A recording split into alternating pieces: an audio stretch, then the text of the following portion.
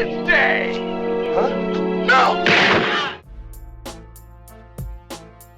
Part of making a great horror movie is killing off characters in unusual and creative ways. If you were directing a horror movie, what creative ways would you kill off your main characters? Let us know in the comments.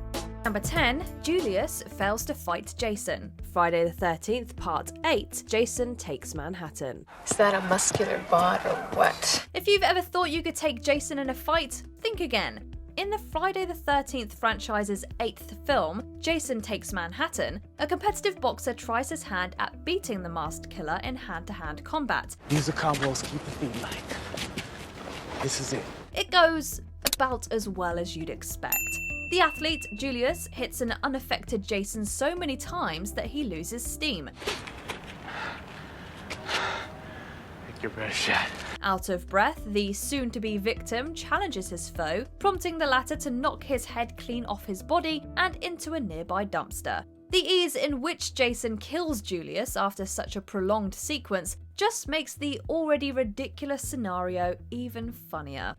Number 9, Merman kills Hadley, the cabin in the woods. Let's get this party started. The ending of The Cabin in the Woods is a total bloodbath. The horror comedy focuses on a covert research facility built to test run a variety of creatures in nightmarish scenarios. Places, everyone.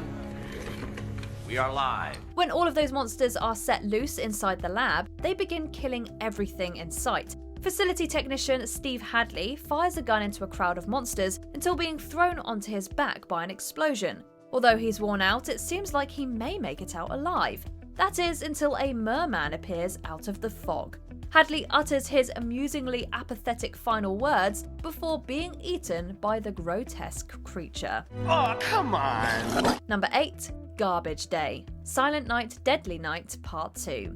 Silent Night, Deadly Night Part 2 is an infamously terrible sequel, generally panned by the critics who saw it for recycling too much of its predecessor's footage. Naughty. Very naughty. Nonetheless, some horror fans still see worth in the film, citing the darkly comedic nature of Eric Freeman's portrayal of Ricky Chapman. And we have to admit, they have a point. All I'm going to do is slip these cuffs on. And no funny stuff. In one scene, Ricky stalks his neighborhood with a gun, shooting randomly at his neighbors in broad daylight. When he comes across one of them disposing his garbage, he gleefully delivers a ridiculous line before pulling the trigger. Garbage day! Huh? No! It's so unexpected, it's hard not to laugh. Number 7, Death by Corn. Sleepwalkers. Who could that be? Let me take a peek. If you're a horror fan, you've likely seen a lot of unconventional objects used as weapons. The killer clowns wrap their victims in cotton candy type concoctions, and a woman in Gremlins uses a microwave to murder one of the out of control creatures.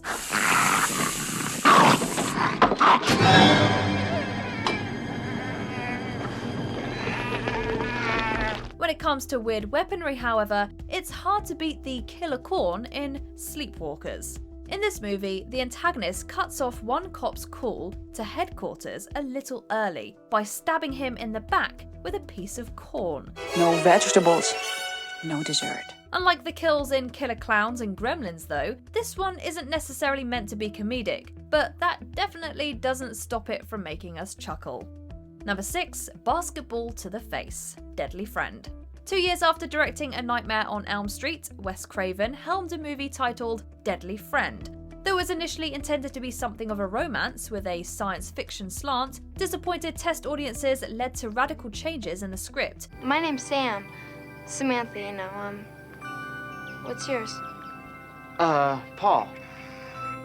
It's nice to meet you. It became more of a classic Craven horror flick, with lots of brutal murders. One of these involves the film's antagonist Samantha killing an older woman named Elvira. In the scene, Elvira stands motionless and screaming as Samantha throws a basketball at her. When the ball makes contact, the woman's head inexplicably shatters into a million pieces. It's as though it was built like a watermelon. What I hear, Elvira's head's all over the walls in there. Number 5, They're Eating Her, Troll 2. They're eating her! And then they're going to eat me! Troll 2 is kind of a mess. When it was initially released, it was said to be a sequel to Troll, the 80s horror comedy flick. But in reality, the films have nothing to do with each other. In fact, the 1990 release doesn't even feature trolls. The antagonists are referred to exclusively as goblins. Look! It's goblin spelled backwards! So it's no wonder that this best worst movie also has one of the best worst death scenes we've ever seen. Midway through, Arnold and an unnamed girl consume a potion that starts to turn them into plants. He sees his fate firsthand as she painfully transforms and is devoured by monsters. His hilariously drawn-out reaction is truly something to behold. Oh my God! Number 4, Bill Murray's One Regret, Zombieland.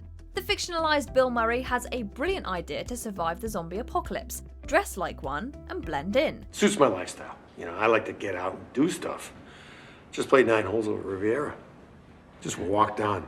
Nobody there. This works well enough to fool the creatures, but a practical joke gone wrong causes his demise. When the actor, playing himself, enters his home theatre moaning like the undead, Columbus panics and shoots him in the chest.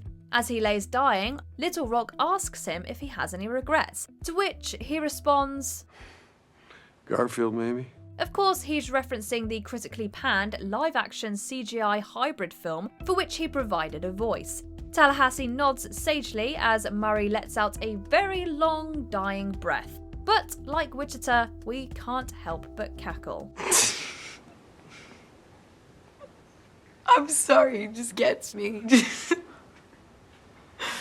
But it still is sad. Number 3, he played Pogo on his lung, Leprechaun. Get away from me, little creep! Get away! It's hard to imagine, but Leprechaun was initially meant to be a serious horror film. We're thankful it ended up infusing comedy into the scares, because if it didn't, we might not have scenes like these. In pursuit of his gold coins, the titular leprechaun bites a man named Joe on the leg before proclaiming it's playtime. Now we're going to play!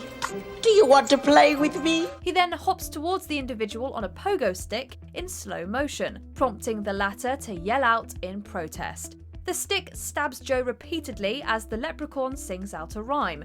Who knew such bloody carnage could be so comedic? This old lep, he played one. Number 2, Killer Vending Machine, Maximum Overdrive.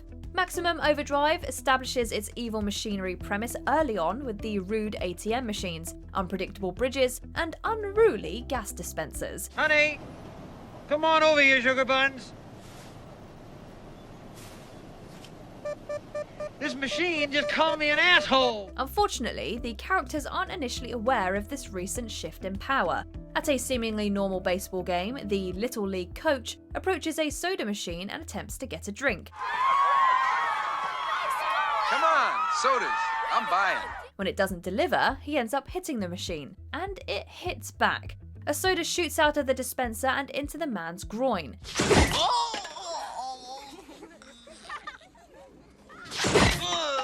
The kids are amused until more cans start flying and they realise things are intensifying. The coach is killed as a result, and the children realise they could be next.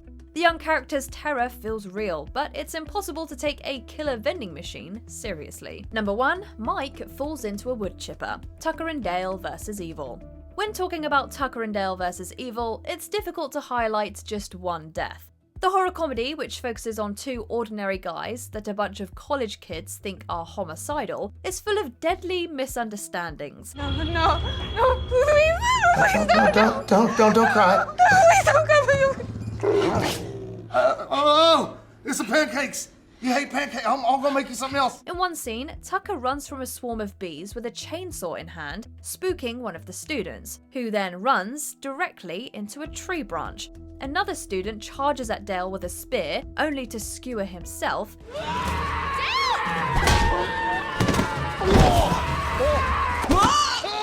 When it comes to outright hilarity, however, Mike's death really takes the cake.